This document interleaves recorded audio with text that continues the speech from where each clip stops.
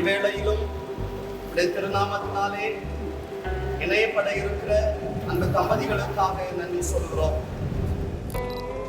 உலராத காலை தனிலே நிலவோடு பேசும் மழையில்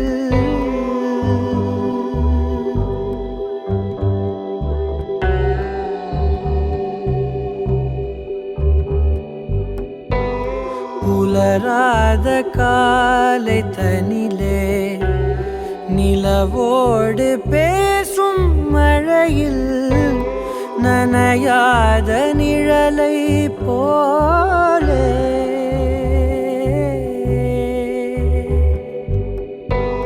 நனையாத நிழலை போலே ஏங்கும் ஏங்கும் காதல்